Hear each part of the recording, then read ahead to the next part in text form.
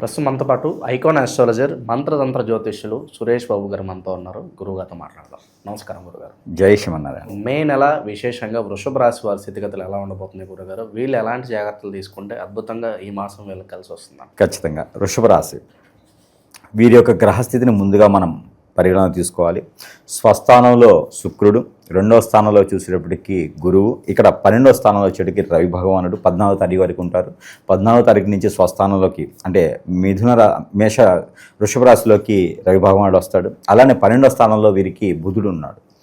అలానే 10వ స్థానంలో చూసినట్టయితే శని భగవానుడితో పాటు కుజుడు, అలానే 11వ స్థానంలో వీరు చూసుకున్నట్టయితే కనుక రాహు. ఈ గ్రహస్థితి వీరికి 2వ స్థాయి ఇటు నుంచి చూసుకున్నప్పుడు సింహరాశిలో కేతు ఉన్నాడు. ఈ యొక్క గ్రహస్థితిని ప్రకారం మనం గమనించినట్టయితే కనుక వీరికి ఆడవారితో గొడవ ఖచ్చితంగా అవుతుంది, జాగ్రత్తగా ఉండాలి. ఇక ల్యాండ్ ఇష్యూస్, రియల్ ఎస్టేట్ రంగం అయితే కొంచెం వీరికి ఇబ్బందికరంగానే కనిపిస్తుంది. ఆ రంగాలు కాకుండా వేరే అయితే బాగానే ఉంటుంది. పంట మూలు కూడా ఈ మాసం వీరు పండించుకోకంటే వేయకపోవటం చాలా మంచిది. తర్వాత వీరికి ఎవరికైనా డబ్బులు ఇవ్వడం కానీ మోసపోతారు. ఏదైనా మాటలు వినేసి అక్కడికి వెళ్దాం, ఇక్కడ సంతకం పెట్టండి, మీరు షూటీ, మీరు మేధావులు, మీరు మాకు ఖచ్చితంగా అండుండాలి అంటే ఏదో నెత్తిని పెడుతున్నారు చెయ్యనే అర్థం. అంటే ఎదుటి వాళ్ళ చేతిలో నుంచి మోసపోయేదానికి ఎక్కువ అవకాశాలు బాగా కనిపిస్తున్నాయి ఈ మాసంలో. కొంచెం జాగ్రత్తగా ఉండాలి. వీరికి ఉన్నటువంటి మంచితనము, చైతన్యము, ఆలోచన, ఎదుటి వారికి మంచి చేయాలనే ఒక గుణము, సత్సంపోషణ, ఇవన్నీ కూడా వీరికి చెడుని తీసుకొస్తున్నాయి. మరొకటి మాట, మీరు మంచిగా మాట్లాడినా కూడా గొడవ పెట్టుకునే తగ్గుతుంది. ఎందుకంటే 12వ స్థానంలో గురువు, 12వ స్థానంలో బుధుడు ఉన్నాడు. 12వ స్థానంలో బుధుడు ఉండి బుధుడితో పాటు రవి ఉన్నాడు. రవి బుధులు కలిశారు అంటే మాత్రం వృషభ రాశి వారికి మోత మోగిందే భజన అన్నట్టుగా ఉంటుంది. కాబట్టి కొంచెం ఏదైనా విషయంలో ఆచి చూచి అడుగు వేయాలి. మన వాళ్లే కదా అని చెప్పేసి మాట్లాడామా ఖచ్చితంగా రోడ్డు మీద పడతాం. ఇది చాలా దూరం వెళ్తుంది అనమాట. కాబట్టి ఎవరితోనైనా సరే మంచి మర్యాదగా మాట్లాడడం కూడా తప్పు ఉంది. కాబట్టి ఈ నెలపాటు కూడా వీరు మౌనవ్రతం పాటిస్తే చాలా మంచిది. దాంతోపాటు స్త్రీలతో ప్రమాదకరంగా ఉంది. స్త్రీలకి కూడా స్త్రీలతో ప్రమాదం ఉంది. ఏదైనా సరే భార్య గురించో భర్త గురించో ఇంట్లో విషయాలు మాట్లాడామంటే మాత్రం మన వెనక ఆ సీటు కింద బాంబు పెడుతున్నారని అర్థం ఎదుటివారు. కాబట్టి జాగ్రత్తగా ఉండాలి, చాలా జాగ్రత్తగా ఉండాలి ఈ మాసం మొత్తం కూడా. ఇకపోతే పాత ఆస్తులు కానీ ఏదైనా వీళ్ళమ్మలు కానీ ఉంటే అవి వచ్చేలా ఉన్నాయి. ఏదైనా శుభకార్యాలు పాల్గొనేలాగా ప్రయత్నం చేయొచ్చు, కానీ శుభకార్యాలు మాత్రం నిర్వహించుకోవడం, మోసపోతారు. నమ్మిన వాళ్ళే మోసం చేస్తారు. లేదు ఎప్పుడైనా ఇస్తే ఐపీ పెడతారు.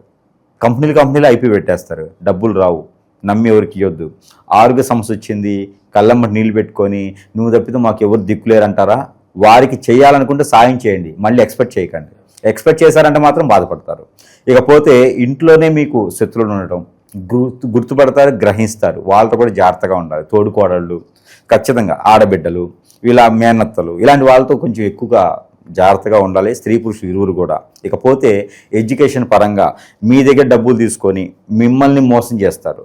అలానే బ్యాక్ ఆఫీస్ నుంచి జాబులు ఇప్పిస్తామని, అలానే విదేశాలకు పంపిస్తామని కన్సల్టెన్సీ వాళ్ళు, వీటి అన్నిటి నుంచి ఖచ్చితంగా మోసపోయే విధంగా అయితే కనిపిస్తుంది.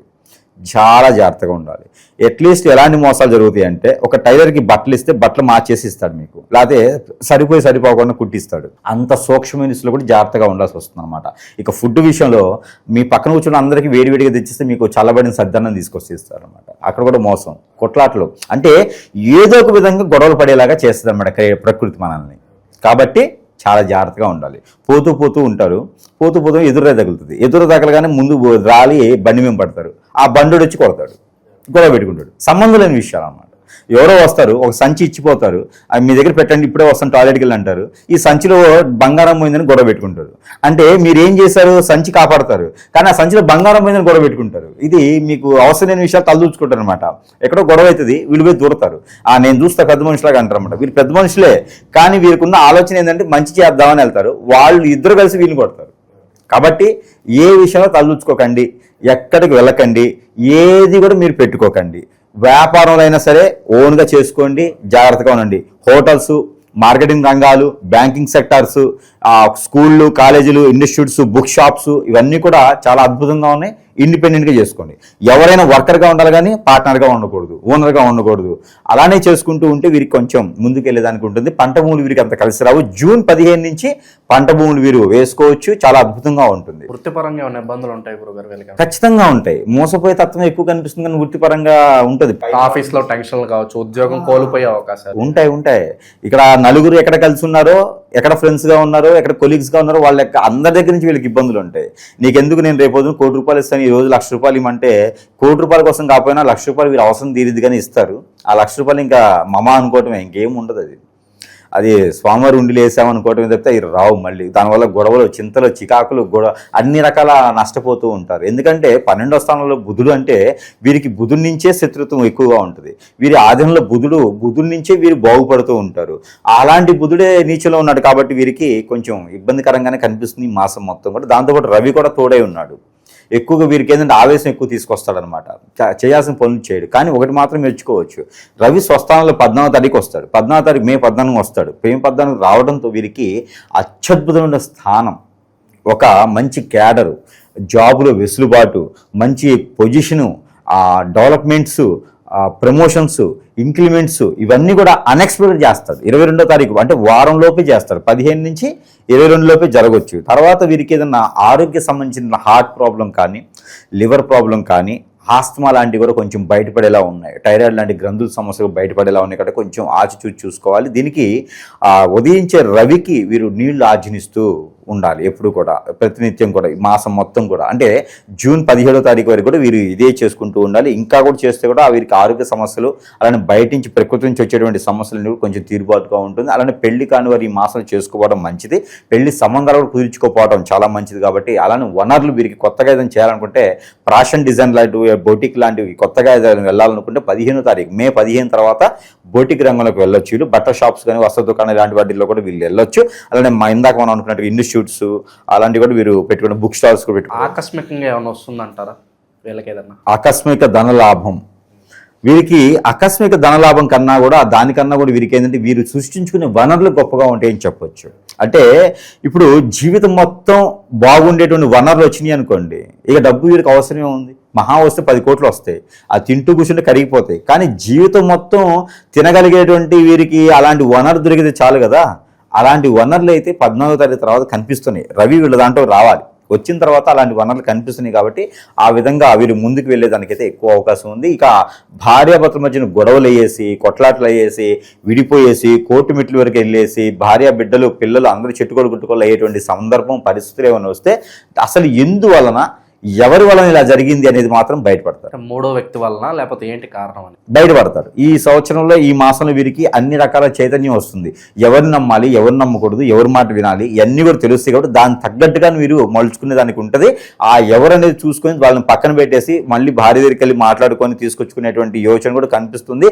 ఇదంతా కూడా 14వ తరగతి తర్వాతనే కనిపిస్తుంది. కాబట్టి ఆ విధంగా వీరు ముందుకెళ్ళొచ్చు. ఇంకా తండ్రి ఆరోగ్యం ఏదైనా బాగాలేకపోతే కూడా ఎక్కడైనా ప్రకృతి వైద్యులు చూపిస్తే నిలకడగా పడేలా కనిపిస్తుంది. కాబట్టి ఇంట్లో పెద్దవారి ఆరోగ్యం ఏదైనా క్షీణిస్తున్నా కూడా కొంచెం బెటర్గానే ఉంటుంది. దాని దగ్గర పరీక్షలు చేయించుకోవాలి. తల్లిదండ్రులకి గొప్పగా చూసుకునేట్టయితే కనుక వీరికి అదృష్టం బాగుంటుంది. మనం చెప్పినట్టు నెగిటివిటీ అన్నీ కూడా పోతాయి. వీరు దేవుడి ఆరాధన కన్నా కూడా తల్లిదండ్రులను ఎక్కువగా ఇష్టపడుతూ పూజించుకుంటూ అవసరం లేదు. వారికి సరైన సమయానికి సరిగా చూసుకుంటే సరిపోతుంది. వీరికి ఏ దేవుడిని మొక్కినా ఉపయోగం లేదు. తల్లిదండ్రులను సరిగా చూసుకుంటే సకల దేవతల్ని మొక్కినట్టు వీరికి ఈ మాసంలో అయితే మాత్రం ఖచ్చితంగా అలాంటి ప్రయత్నాలు చేసుకోవాలి. ఇంకా కూడా వీరు వృద్ధాశ్రమాలు, అనాథాశ్రమాలకు ఏదైనా ట్రస్ట్ రూపంగా వీరు ఏదైనా దాన ధర్మాలు చేసుకుంటే ఇంకా మంచిది వీరికిను. ఆవుకి గోధుమ రొట్టెలు తినిపించండి, చాలా మంచిది వీరికిను. ఈ మాసం అయితే వీరికి ఆర్థిక పరంగా అయితే మాత్రం కొంచెం మెరుగ్గానే ఉంటుంది అనుకోవచ్చు. ఎవరిని నమ్మకుండా ముందుకు వెళ్ళాలి. ఇక శత్రువులు ఎక్కువగా ఉన్నారు గురుగారు, నరఘోష, నరదృష్టి అధికంగా ఉంది. అలాగే కొంత నెగిటివిటీ కూడా మనం మాట్లాడుకుందాం. మరి ఏం చేస్తే బాగుంటుంది అంటారు పరిహారాల పరంగా? గ్రహాలన్నీ కూడా వీరికి సానుకూలంగానే మారబోతున్నాయి. జూన్ కల్లా వీళ్ళకి గ్రహాలన్నీ సానుకూలంగా మారుతున్నాయి కాబట్టి ఇబ్బంది అయితే లేదు. అలా అందులోనూ వృషభ రాశి వారికి మే మాసం అంటే మిశ్రమంగా ఉంటుంది. కామన్గానే మాస ఫలితాలుగా చూసుకున్నట్టయితే కనుక ఆ మాసానికి పేరు వచ్చేసి ఏదైతుందో కొంచెం వృషభంగా ఉంటుంది వీరికి. అంటే కొంచెం మిశ్రమ ఫలితాలు కనిపిస్తూ ఉంటే దానిలో గ్రహాలు కూడా కొంచెం సానుకూలంగా లేవు కాబట్టి వీరికి శత్రు భయం కూడా కొంచెం ఎక్కువగానే ఉంటుంది. పాతగా ఎవరో ఎప్పుడో కొట్టుకొని, తిట్టుకొని, గొడవలు అనుకొని, చేతులు కాళ్ళు విడదీసుకొని వెళ్ళిపోయినటువంటి ఫ్రెండ్స్ అందరూ కూడా శత్రువులుగా మారిపోయిన వాళ్ళందరూ కూడా మళ్ళీ దగ్గర అవ్వటము, నేను అంత సంపాదించాను, నువ్వు ఇంత సంపాదించావు, దీంట్లో పెట్టుబడి పెట్టేసేయని వీళ్ళని మళ్ళీ నాశనం చేయాలని వీరి వద్దకే వచ్చేటువంటి అవకాశం కనిపిస్తుంది. కాబట్టి అలాంటి శత్రువులు అంటే మిత్రులు మిత్రులే శత్రులుగా మారారు కాబట్టి మన విషయాలు ఎవరికి చెప్పకూడదు, ఎవరి విషయాలు మనం తెలుసుకునే అవసరం లేదు, ఎవరిని దగ్గర చేసే పని లేదు. అలాంటి వాళ్ళ దగ్గర వచ్చిన మాత్రం మన శత్రుత్వం పెరుగుతుంది అని అర్థం.